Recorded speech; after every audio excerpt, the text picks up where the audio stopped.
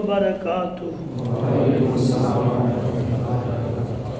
درود پاک پڑھیں۔ اللہم صلی علی سیدنا شفیعنا حبیبنا و مولانا محمد معدن الجود والکرم منبع العلم والحلم والحکم وآلہ وصحبہ وبارک وسلم دائما ابدا کثیرا کثیرا۔ قرآن کریم کا تیسرا پارہ سورۃ البقرہ رکوع 5 ہے، آیت نمبر 269 269۔ اللہ کریم جل جلالہ کا فرمان عالی شان ہے، یؤتی الحکمت من یشاء ومن یؤت الحکمت فقد اوتی خیرا کثیرا وما یذکر الا اولو الالباب۔ یہ اللہ رب العالمین کا فرمان ہے۔ ہم جس محفل مقدسہ میں روزانہ بیٹھنے کی سعادتیں حاصل کر رہے ہیں، اس محفل میں جو دولت ہم کو مل رہی ہے، اس دولت کی عظمت کے بارے خود اللہ تبارک و تعالیٰ نے بیان فرمایا۔ قرآن یا حدیث میں آپ اگر پڑھیں تو نہیں ملے گا کہ پیسہ پانے والے، مال پانے والے، روپیہ جمع کرنے والے کے بارے یہ کہا گیا ہو کہ اسے بہت کچھ مل گیا۔ قرآن و حدیث میں آپ کو نہیں ملے گا جو پیسے کے اعتبار سے امیر ہے، ارب پتی، کروڑ پتی، لاکھ پتی ہے، ان کے بارے یہ کہا گیا ہو کہ اسے بہت بھلائی مل گئی۔ سن رہے میری بات نا؟ پیسہ، روپیہ، ارب پتی، کروڑ پتی بننے والوں کے لیے قرآن و حدیث میں آپ کو کہیں نہیں ملے گا کہ کسی کروڑ پتی، ارب پتی کے لیے یہ کہا گیا ہو کہ اسے بہت پیسہ مل گیا تو بہت بھلائی مل گئی، کہیں نہیں ملے گا۔ اس کے برعکس قرآن کریم کے غالباً 26 یا 27 پارے میں یا 28 پارے میں، 26 یا 28 میں ایک آیت ہے، ایک دو، جس کا مفہوم مبہم سا میرے ذہن میں آ رہا ہے کہ اگر مسلمان نہ ہوتے نا تو اس دنیا میں منکروں کو، مشرکوں کو، کافروں کو جو مال دیا گیا ہے نا، اس کو مزید اور مال دیا جاتا، حتیٰ کہ اس کے گھر میں جو سیڑھیاں ہوتی وہ سونے چاندی کی ہوتی، اتنا مال دیا جاتا۔ لیکن اس دنیا میں مسلمان بھی جی رہے ہیں، مسلمانوں کو اتنا مال نہیں دیا گیا جتنا اوروں کو دیا گیا، تو شاید پھر کسی کے ذہن میں بات آتی کہ ہمیں کچھ نہیں، ان کی سیڑھیاں بھی سونے چاندی کی ہے، اسی لیے ان کو اتنا بھی مال نہیں دیا گیا۔ لیکن اتنے مال پانے والوں کے لیے قرآن و حدیث میں کہیں نہیں ملے گا آپ کو کہ یہ کہا گیا ہو جس کو اتنا مال ملا اس کو بہت بھلائی مل گئی۔ نہیں، قرآن میں یہ ضرور کہا گیا ہے کہ جس کو علم مل گیا، دین کی سمجھ مل گئی، اللہ فرماتا اسے بہت بھلائی مل گئی۔ یہ علم دین ہے، یہ اتنی عظیم دولت ہے۔ ہاں، یہ اور بات ہے کہ ہماری سمجھ میں نہیں آتا ہے، یہ اور مسئلہ ہے کہ ہم آج بھی دنیا کے پیسوں کو ہی علم دین پر فوقیت دے رہے ہیں، یہ اور بات ہے۔ ورنہ علم دین ایسی دولت ہے کہ دنیا کے سارے روپیے، پیسے، سونے چاندی مل کر کے بھی علم دین کے برابری نہیں کر سکتے۔ قرآن کریم کی آیت کا مفہوم سنیے، یؤتی الحکمت من یشاء، حکمت دیتا ہے اللہ تعالیٰ جسے چاہے، یعنی دین کے سمجھ۔ حکمت سے مراد علماء نے قرآن کا علم، حدیث کا علم یا پھر فقہ کا علم کہا ہے، یعنی علم ہی مراد ہے، یا حکمت سے مراد علم دین ہی مراد ہے، چاہے وہ قرآن کا علم ہو یا حدیث کا علم ہو یا فقہ کا علم ہو۔ اللہ فرماتا ہے یؤتی الحکمت من یشاء، حکمت دیتا ہے اللہ جسے چاہے، اور آگے فرماتا اللہ کریم وَمَن یؤت الحکمت فقد اوتی خیرا کثیرا، جسے حکمت ملی اسے بہت بھلائی مل گئی۔ سبحان اللہ، یہ اللہ کا فرمان۔ وَمَن یؤت الحکمت، جسے حکمت دی گئی، خیرا کثیرا قرآن کریم میں اللہ فرماتا جسے حکمت دی گئی اسے بہت بھلائی ملی۔ وَمَا يَذَّكَّرُ إِلَّا أُولُو الْأَلْبَابِ، اور نصیحت نہیں مانتے مگر عقل والے، یعنی جس کے پاس عقل ہے وہی سمجھتا ہے کہ پیسہ زیادہ اہمیت رکھتا ہے کہ دین کا علم زیادہ اہمیت رکھتا ہے۔ یہ کون سمجھے گا؟ اللہ فرماتا وَمَا يَذَّكَّرُ إِلَّا أُولُو الْأَلْبَابِ، نصیحت نہیں مانتے مگر عقل والے۔ اس لیے نو ڈاؤٹ کہ بھی پیسہ نہیں چاہیے، بھی چاہیے، لیکن یہ روپیہ پیسہ سے بڑھ کر کہیں بلند و بالا مرتبہ علم دین کا ہے۔ کہنا کیوں پڑتا ہے؟ اس لیے کہ آج ہمارے معاشرہ میں اکثر کیا عمومی طور پر لوگوں کا ذہن مال کی اہمیت کو سمجھتا لیکن علم کی اہمیت کو نہیں سمجھتا۔ اگر سمجھا ہوتا تو نمازیں یوں خراب نہ ہوتی، اگر علم کی اہمیت کو سمجھا ہوتا تو عقیدہ یوں خراب نہ ہوتا، اگر علم کی اہمیت کو سمجھا ہوتا تو ہر ایرے غیرے نتھو خیرے کے پیچھے نماز نہیں پڑھ لیتا۔ آپ کو بہت پلپلے لوگ ملیں گے جو یہ کہتے ہیں ارے کچھ نہیں بھی، نماز کسی کے پیچھے پڑھ لینا۔ علم ہوتا تو یہ نہ کہتا، یعنی پیسہ کے لیے یہ نہیں کہے گا، لیکن بات عبادت کی آئے گی تو پھر کوئی تمیز نہیں، کوئی امتیاز نہیں۔ بندہ کہتا کوئی بات نہیں، ارے نماز ہی تو پڑھنی ہے، کسی کے بھی پیچھے پڑھ لو، تو نماز مطلب کوئی اہم چیز نہیں۔ معاذ اللہ، پیسہ اہم چیز ہے، ہر جگہ مت لگاؤ، لیکن نماز ایسی چیز نہیں جہاں چاہو وہاں لگا دو، ہے نا؟ کیوں کہتا ہے؟ علم نہیں، اس لیے۔ اگر علم ہوتا تو ایسا نہیں کہتا، لیکن علم نہیں ہے تو پھر نماز ہی ہے، کسی کے بھی پیچھے پڑھ لو، نماز ہی تو پڑھنی ہے۔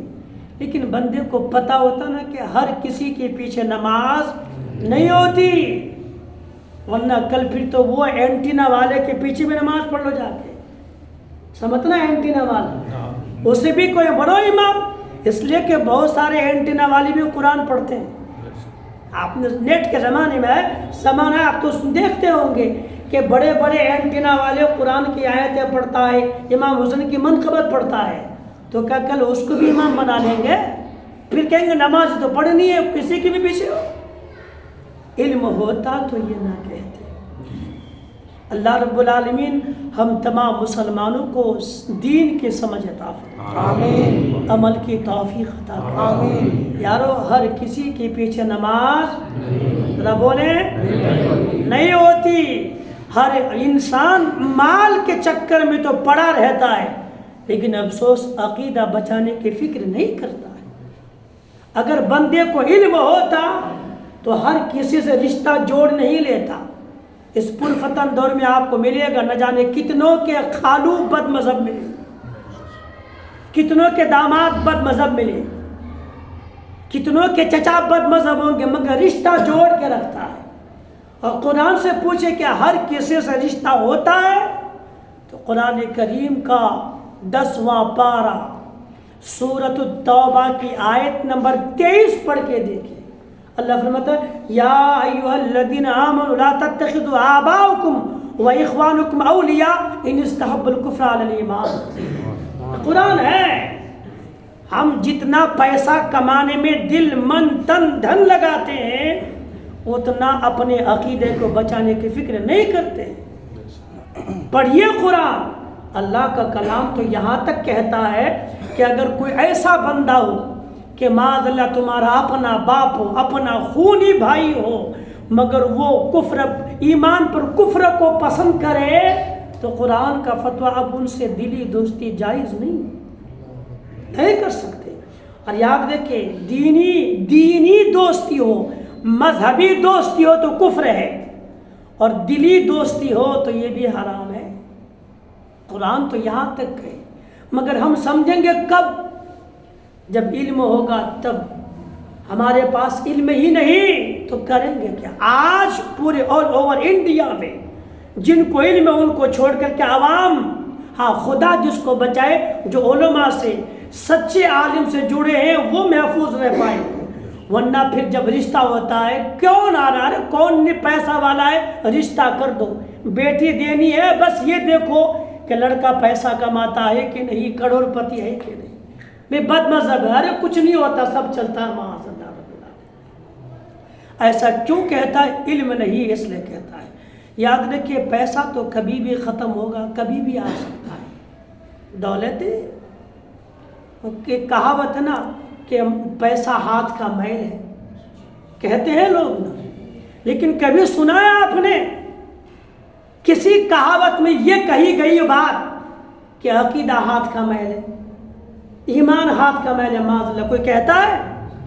جو ہاتھ کا میل خود کہتا ہے اس کی اتنے فکر ہے، اور جس عقیدے کے بنیاد پر، ایمان کے بنیاد پر نجات ملے گی، اس کے بچانے کی فکر ہی نہیں۔ کیوں؟ اس لیے کہ علم نہیں۔ قرآن کریم میں اللہ نے فرمایا کہ وَمَن يُؤْتَ الْحِكْمَةَ فَقَدْ أُوتِيَ خَيْرًا كَثِيرًا، جس کو حکمت ملی اس کو بہت بھلائی مل گئی، یعنی علم ملنا ہی بڑی بھلائی ہے۔ اللہ رب العالمین ہم تمام مسلمانوں کو عمل کے توفیق عطا فرمائے۔ علم نہ ہونے سے نقصان کیا ہے؟ میں ایک حدیث شریف کا مفہوم آپ کے سامنے پڑھتا ہوں۔ بہار شریعت میں جناب حضرت صدر الشریعہ علیہ الرحمٰ نے بیان کیا کہ جناب ابو ذر رضی اللہ تعالی عنہ کی روایت ہے، فرماتے کہ جب بندہ نماز میں ہوتا ہے، بندہ نیت باندھ لیتا ہے، نماز میں ہوتا ہے نا، تو پھر اس کی طرف خدا کی رحمت متوجہ رہتی۔ سبحان اللہ۔ بندہ نیت باندھ لیتا، اور یہ نہ سمجھے کہ اب مجھے کوئی نہیں دیکھ رہا، خدا کی رحمتیں برستی رہتی۔ سبحان اللہ۔ بندہ نیت باندھتا ہے، نماز میں ہوتا ہے، اللہ کی رحمتیں اس کی طرف متوجہ رہتی۔ کب تک؟ حدیث کا مفہوم سنیے، جب تک بندہ ادھر ادھر نہیں دیکھتا ہے، نماز کی حالت میں جب تک ادھر ادھر نہ دیکھے، خدا کی رحمت اس کی طرف متوجہ رہتی ہے۔ جو ہی بندہ چہرہ پھیر کے یہاں وہاں دیکھتا ہے، اللہ کی رحمت بھی پھر جاتی ہے۔ اب سوچیں گے یہ مسئلہ کیا ہے؟ ہاں، تو یہ غور کرنے کی جگہ ہے۔ بہت لوگ نیت باندھتے اللہ اکبر، ہے نا، اب جماعت میں تو نہیں سمجھ میں آتا، لیکن جب تنہا بندہ پڑھتا ہے تو پھر کبھی کبھی نگاہ پڑ جاتے، نیت باندھنے کے بعد بھی بندہ یوں رکھتا ہے، پھر یوں کر لیتا ہے۔ نماز میں نیت باندھنے کے بعد ادھر ادھر دیکھنا جائز نہیں، چاہے آنکھوں سے ہو یا منہ پھیر کر کے، دونوں حالت میں جائز نہیں۔ سمجھے میں یہ کیوں بتانے لگا ہوں؟ اب تک ہم واجبات نماز سن رہے تھے نا، آج یہاں سے مکروہات نماز سنیں گے، یعنی ان باتوں کا ذکر کریں گے جن باتوں کی وجہ سے نماز مکروہ تحریمی ہوتی ہے، نماز مکروہ ہوتی ہے، خراب ہوتی ہے۔ فرض چھوٹ جائے تو نماز اصلاً نہیں، واجب چھوٹ جائے تو دو آپشن، جان بوجھ کے چھوڑا کہ بھول کر کے چھوٹ گیا، اگر واجب بھولے سے چھوٹا تو بدلے میں سجدہ ہے، اور جان بوجھ کے چھوڑا تو نماز پھر سے نا۔ اب آئیے مکروہات نماز، یہ وہ چیز ہے مکروہ۔ اچھا، واجب کرنا ہے، فرض وہ عمل جو کرنا پڑتا، واجب وہ عمل جو کرنا پڑتا، مکروہ وہ عمل جس سے بچنا پڑتا ہے۔ سمجھ رہے ہیں نا؟ مکروہ وہ کام جس سے بچنا پڑتا، اگر یہ نماز میں ہو گیا تو نماز مکروہ تحریمی ہوگی۔ اگر نماز مکروہ تحریمی ہو گئی تو مسئلہ کیا ہے؟ سجدے سہو سے کام نہیں چلے گا۔ اگر کسی کی نماز مکروہ ہو گئی، مکروہ تحریمی کا کوئی عمل پایا گیا، تو اب وہ نماز میں سجدے سہو سے کام نہیں چلے گا، اس نماز کو پھر سے پڑھنا واجب۔ اب وہ عمل کتنا سارا ہے، جب سنیں گے تب سوچیں گے کہ ہاں پتہ نہیں کتنے لوگ بچے ہیں، اس میں کتنے لوگ بچ پاتے ہیں مکروہ تحریمی۔ میں ایک حدیث اور پڑھ دیتا ہوں جس کا مفہوم یہ بھی بہار شریعت میں، جناب حضرت نام بھول گیا میں اس صحابی کا جنہوں نے حدیث نقل کی روایت کی ہے جو راوی ہیں. بہرحال حدیث کا مفہوم یہ ہے کہ ایک بندہ نماز پڑھتا تھا، بخاری شریف کی حدیث ہے. ایک بندہ نماز پڑھتا تھا، اس نے رکوع اور سجدہ صحیح نہیں کیا. وہ صحابی ان کو دیکھ رہے تھے کہ رکوع ٹھیک نہیں کرتا، سجدہ بھی ٹھیک نہیں کرتا، رکوع میں برابر جھکتا نہیں اور سجدے میں ایسے جاتا جیسے چوش مارتا ہے.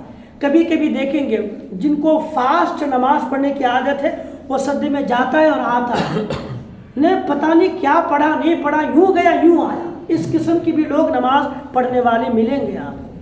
تو جو اس طرح سے نماز پڑھتے وہ صحابی نے دیکھا نا، جناب حضرت حذیفہ رضی اللہ تعالیٰ راوی ہیں، انہوں نے دیکھا، یہی حدیث کے راوی جو میں آپ کو نام بھول رہا تھا، دیکھا نماز اس نے مکمل کر لی. برائی ذرا وایا کہ تیری نماز نہیں ہوئی، تیری نماز نہیں ہوئی، تو نے رکوع صحیح نہیں کیا، سجدہ صحیح نہیں کیا ہے. اور پھر راوی کا بیان ہے کہ وہ یہ کہتے ہیں شاید انہوں نے یہ بھی کہا کہ اگر تو مطلب اس کا یہ ہے کہ اگر تو اسی طرح کرتے کرتے مر گیا تو نبی کی فطرت پہ نہیں مرے گا، کسی اور کی فطرت پہ مرے گا. لوگ بہت آسان سمجھتے ہیں، چلو مسجد میں آئے یوں گئے بس.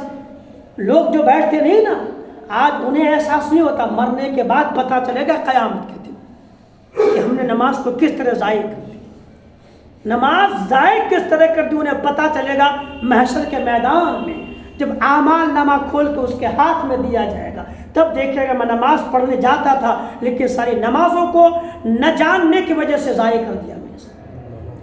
لوگ ترلم خواہ بنتے. انہی لوگوں کو کہیے کہ بیٹھے 500 روپے ملے گا، 1 گھنٹہ نہیں 5 گھنٹہ بیٹھے گا. صحیح بات ہے نا. اگر مسجد میں اعلان ہو کہ ہر نماز کے بعد ہر نمازی کو 200 روپے دیا جائے گا تو ایک بھی نہیں جائیں گے، سب بیٹھے رہیں گے. حتیٰ کہ وہ چھوٹے بچے جو 2 سال کے ان کو بھی دیکھیں گے چل مسجد میں 200 ملنے والا ہے. یہ ہوگا بھی. یار بات ہے کہ وہی بندہ نماز کے لیے اپنے بالغ بچوں کو بھی نہیں کہتا، مگر پیسے ملنے کی بات ہوتی نا تو بچوں کو نیند سے اٹھا کے لے کے آتا. سونا نہیں، نیاز کی بات ہوتی تو نیند سے بچوں کو اٹھا کے لے جاتے ہیں. یہ 200 ملنے کی بات ہوتی تو لوگ پھر نہ جانے کیا کرتے. پیسوں کے لیے بندہ نہیں جاتا لیکن ثواب کی کوئی فکر نہیں. ثواب ملتا ہے، ہاں ٹھیک ہے ملتا ہوگا، انہیں ثواب کی کوئی فکر نہیں، انہیں اپنی اصلاح کی کوئی فکر نہیں. اس میں بہت لوگ بیٹھے ہیں لیکن بات کڑوی ہے. ہم تمام لوگوں میں کتنے لوگ ایسے جو داڑھی نہیں رکھتے. مسئلہ اگر وہ جانیں گے نا اور انہیں احساس ہوگا تو سر ٹھوکیں گے کہ میں نے کیا کیا. مسئلہ یہ لیکن کبھی جاننے کی کوشش کریں. میں جانتا ہوں کہ آپ لوگوں کو لگتا ہوگا کہ اب حضرت بڑی کڑک کڑک الفاظ بولتے ہیں، لیکن کیا کریں یہ سب کے شریعت میرے گھر کی نہیں نہ آپ کے گھر کی. ہم جب تک طبیعت کی زندگی گزاریں گے نا نقصان اٹھائیں گے. جس دن شریعت کی زندگی گزاریں گے یہاں بھی فائدہ وہاں بھی فائدہ. اللہ ہم سب کو عمل کی توفیق عطا کرے. میں برا نہیں کہتا لیکن مسئلہ سن لے گا نا تب انہیں احساس ہوگا کہ میں نے کیا کیا. میں آج نہیں پھر کبھی بتاؤں گا یہ مسئلہ کو. آج یہ کہ وہ لوگ چلے جاتے ہیں. جناب حذیفہ رضی اللہ عنہ نے صاحب کہہ دیا تیری نماز نہیں ہوئی، تو رکوع صحیح نہیں کرتا، سجدہ صحیح نہیں کرتا ہے.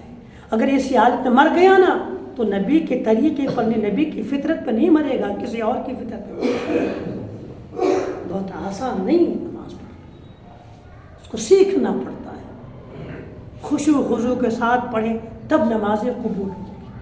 اللہ عمل کی توفیق عطا کرے. مکروہات نماز کہ جن کی وجہ سے نماز خراب ہو جاتی، جن باتوں کی وجہ سے، اور ایک بھی بات پائی جائے نا مکروہات تحریمہ میں سے، اس نماز کا واپس سے نیت باندھ کر کے پڑھنا واجب ہے. پڑھنا پڑے نہیں تو سخت سے سخت گنہگار. نمبر ایک نماز میں داڑھی سے کھیلنا. اب یہ سب غور کیجیے، حالت نماز میں داڑھی سے کھیلنا، بدن سے کھیلنا یا کپڑے سے کھیلنا. نیت باندھنے کے بعد بندہ داڑھی، جیسے بہت لوگ ہوتے نا کہ نیت باندھ لی، ہاں ٹھیک ہے، سوچ کہیں خیال کہیں، اب ہاتھ اٹھایا داڑھی کو چھوٹا یوں کرتا ہے، ایسا کرتا رہا، پھر بندہ پھر ایسا کرتا رہا. کوئی وجہ نہیں ہے مگر داڑھی کو چھو رہا ہے، اس سے کھیل رہا ہے، اس کو ٹھیک کرتا ہے، ایسا کرنا مکروہ تحریم ہے۔ ایسا کرے گا بندہ نا، ایک بار بھی کرے گا نا، یہ جو ایک بار بھی ایسا کرے گا کوئی بہانہ نہیں۔ ہاں مان لے کہ کسی کو کھجلاہٹ بہت آتی ہے، چوٹی وغیرہ کچھ ہے، اب مجبور ہے کہ وہاں کرے تو الگ بات ہے، لیکن کچھ وجہ نہیں مگر پھر بھی یوں کر رہا ہے، نماز مکروہ ہو گئی اور بھی تحریم۔ اب حکم ہے کہ واپس نماز پڑھو، ہے نا مسئلہ۔ بدن سے کھیلنا، جیسے کہ نیت باندھنے کے بعد آدمی بدن میں یوں کرتا ہے، ایسا کرتا ہے، یوں کرتا ہے نا۔ اگر طبیعت نے مجبور کیا کہ چونٹی وغیرہ کچھ بھی کیڑا وغیرہ ہے، اب بھی اس کو نہیں ہٹائیں گے تو پھر پریشانی ہوگی، دقت ہوگی، بار بار ذہن اس طرف جائے گا، ایک بار ہاتھ اٹھا کے ٹھیک کرے، ہو گیا۔ لیکن یاد رکھیں آگے بتاؤں گا مفسدات نماز، یہ تو مکروہات نماز ہے نا، آگے بتاؤں گا مفسدات نماز، جن سے نماز ہی ٹوٹ جاتی ہے، وہ کام آگے بتاؤں گا۔ ابھی تو یہاں سنیں وہ بات جن سے نماز خراب ہوتی ہے، اس کو پھر سے پڑھنا ضروری ہوتا ہے اس نماز کو۔ وہی ہے کہ اگر بندہ نماز میں داڑھی کو ہاتھ لگاتا رہے، بدن کو ہاتھ لگائے، کپڑے کو ٹھیک ٹھاک یوں کرتا رہے، اس کے نماز مکروہ تحریم ہوگی۔ اگر کر لیا تو اس نماز کو پھر سے پڑھنا پڑے گا، پھر سے۔ اب آگے چلیے، نماز کی حالت میں کپڑوں کو سمیٹنا نماز مکروہ تحریم واجب الادا۔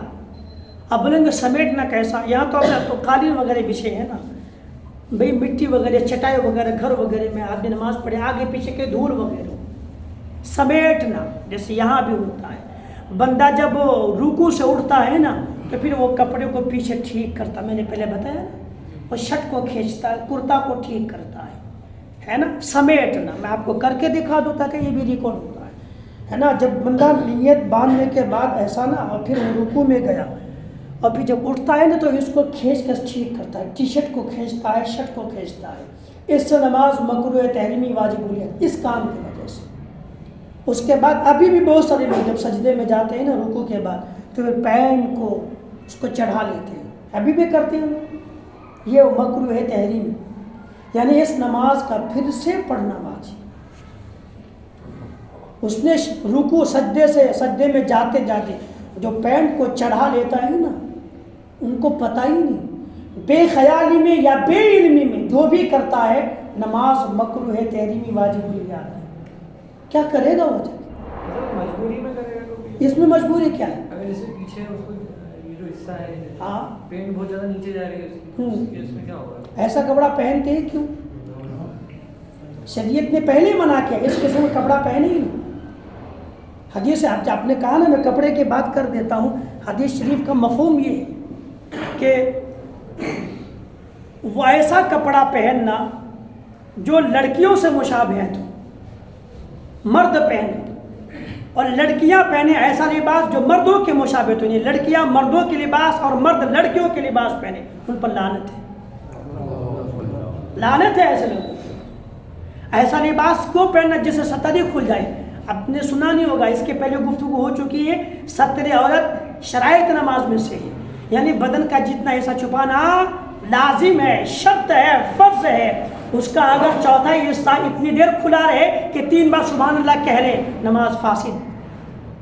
یہ مجبوری نہیں، یہ کوئی مجبوری نہیں کہ آپ بالکل فٹ پینٹ پہنے ہیں، بالکل ٹائٹ ہے کہ چڑھانا پڑے، یہ مجبوری نہیں ہے، ایسا لباس ہی نہیں پہنے، ایسی پینٹ نہیں پہنے کہ پہلے لوگ ناف میں پینٹ باندھتے تھے، اب تو یہ کہ اس کے نیچے چلا گیا یہاں پینٹ باندھتے ہیں، یہ تو ہم نے آپ نے ایسا بنا لیا ہے نا، شریعت نے تھوڑی کہا کہ تم اس قسم کی لباس پہنو، ایسا لباس ہی نہ پہنے جس کی وجہ سے نماز خراب ہو، یہ بار بار چلی جائے۔ تو ہاں کہیں مجبوری ہے کہ مان لیجئے کہ ایسی پینٹ پہن لیے بے خیالی میں کہ وہ لوز ہے، اب وہ آپ کسی اور علاقے میں چلے گئے، کوئی کپڑا ہی نہیں، اب وہی پہنے ہوئے، کرے تو کرے کیا، دوسرا کپڑا نہیں ہے تو وقتی طور پر شریعت معاف کر دے، ہو سکتا ہے کہ معاف کر دے، لیکن یہ ہمیشہ چلنے والا کام تھوڑی ہے، آپ کو ایسا لباس ہی نہیں پہننا ہے۔ تو نماز کی حالت میں رکوع سے اٹھنے کے بعد سجدے میں جاتے جو لوگ کپڑے کو چڑھا لیتے ہیں، پینٹ کو اوپر چڑھاتے ہیں، اس کام کی وجہ سے نماز مکروہ تحریمی واجب الادا ہوتی ہے۔ تیسرا مسئلہ، آخری مسئلہ آج کا، ایسے کئی سارے مسئلے ہیں جو مکروہ تحریمی کے حوالے سے ذکر کیے جائیں گے۔ آج کا کہ حالت نماز میں کپڑے کو ایسا لٹکانا کہ ایک کونا ادھر لٹکے ایک ادھر لٹکے، نماز مکروہ تحریمی واجب نہیں۔ جیسے آج کے زمانے میں آپ کچھ لوگوں کو دیکھتے ہوں گے، لوگ رومال رکھتے ہیں نا، کندھے میں پھینک دیا ایسا، ادھر بھی لٹکا ادھر بھی لٹکا ہے نا، ایسا لوگ لیتے ہیں نا۔ بہت لوگ جو رومال رکھتے ہیں، بڑے بڑے رومال رکھتے ہیں، ایسا کندھے میں پھینک دیے، آدھا ادھر آدھا ادھر لٹک رہا ہے۔ اسی حالت میں اگر نماز پڑھے گا کہ ایک حصہ ادھر لٹکے ایک حصہ ادھر لٹکے، نماز مکروہ تحریمی ہوگی، واجب الیادا ہے۔ اب آگے دیکھیں گے کتنے سارے مسئلے ہیں جو عوام الناس میں سے کتنے لوگ بچ پاتے ہیں، نہیں بچ پاتے۔ جب تک بندہ سیکھے گا نہیں بچ نہیں پائے گا۔ ان مسئلوں کو یاد رکھیے گا، یہاں سن کے بھول گئے پھر وہی خرابی کریں گے تو نماز خراب ہوتی رہے گی۔ اس لیے جب نیت باندھ لینا، مجبوری نہ ہو کھجلانے وغیرہ کی، تو کبھی بھی ہاتھ کو کھول کر کے داڑھی وغیرہ بدن کو ہاتھ نہ لگائیں۔ کپڑا جس حال میں اس کو اسی حال میں رہنے دیں، نہ کرے کپڑوں سے کوئی چھیڑ خانی وغیرہ، رہنے دیں اس کو۔ آپ نماز پڑھنے کے کپڑا ٹھیک کرنے آئے، اگر کپڑا ٹھیک کرنے پہلے ٹھیک کر لیجئے، نماز میں کیوں ایسا ہے؟ بہت لوگ جب عطیت میں بیٹھتے ہیں تو دامن کو سیدھا کرتے ہیں، ابھی بھی لوگ کرتے ہیں، شرٹ بھی کھینچتے ہیں، وہ کتنا بڑھے گا وہ تو اتنا ہی ہے، کرتے کے دامن اگر مڑ گیا تو ٹھیک کرتے ہیں، اس سے نماز مکروہ تحریمی ہوتی ہے، یہ واجب الیادا ہے۔ اس لیے خدا را اپنی نماز کو ضائع نہ کریں۔ آتے ہیں پڑھنے کے لیے تو مسائل کو سیکھیں، اور سیکھ کر کے نماز جو تقاضا کرتی ہے اپنے نمازی سے، اسی تقاضے کے مطابق بھی نماز ادا کریں۔ اللہ کریم ہمیں آپ کو تمام مسلمانوں کو عمل کی توفیق عطا فرمائے۔ آمین۔ ایک مسئلہ کل رہ گیا تھا، پرسوں میں کہا تھا کہ بتاؤں گا مسافر کے نماز کے تعلق سے، میں وہ کہہ دوں کہ کبھی آپ مسافر ہو گئے، اچھا یاد رکھیں، میں خلاصہ ایک اور کر دوں، اس کا الگ سے مسافر کی نماز کا ذکر جو ہے یہ مکروہات اور مفسدات کے بعد گفتگو آئے گی، یہ گفتگو کی جائے گی وہاں پہ، لیکن میں جب بات تھی تو خالی اس کا خلاصہ کر دوں۔ بندہ مسافر ہوتا ہے، 92 کلومیٹر کا راستہ ہے، مسافت ہے، اتنے کے نیت سے نکل گیا، مسافر ہے، وہاں پہنچ گیا۔ اب وہاں پہنچنے کے بعد دو آپشن ہیں کہ 92 کلومیٹر کے اوپر، 93، 4، 5، 6، 700، 200، بس اس کے اوپر اتنی لمبی مسافت کے سفر پر نکل گیا بندہ، جب تک وہاں نہیں پہنچا سفر میں ہے جہاں نماز پڑھے گا قصر کرے۔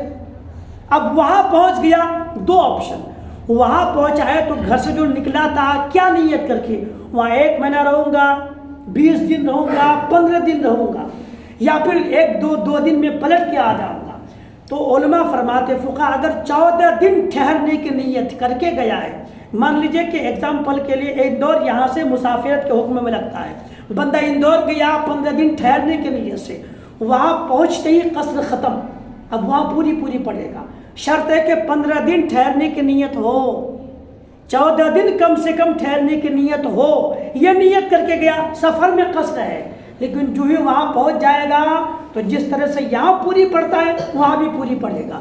لیکن اگر 14 دن ٹھہرنے کی نیت سے نہیں گیا، بس 2 دن 3 دن 4 دن 5 دن کی نیت کر کے گیا ہے، تو وہاں ٹھہرنے کے بعد بھی بندہ قصر ہی پڑے گا، وہاں ٹھہرنے کے بعد بھی قصر ہی پڑے گا، مکمل نہیں پڑھ سکتا۔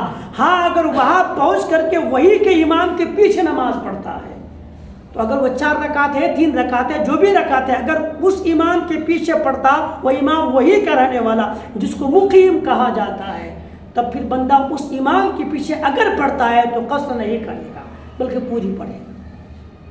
یاد رہے گا ایسا مسئلہ؟ اللہ عمل کی توفیق۔ کچھ پوچھ رہے تھے آپ کیا؟ یہ جو پچھلی جتنی بھی نمازیں لا علمی میں غفلت کی وجہ سے نکل گئی تو ان کو بھی پڑھنا واجب ہے؟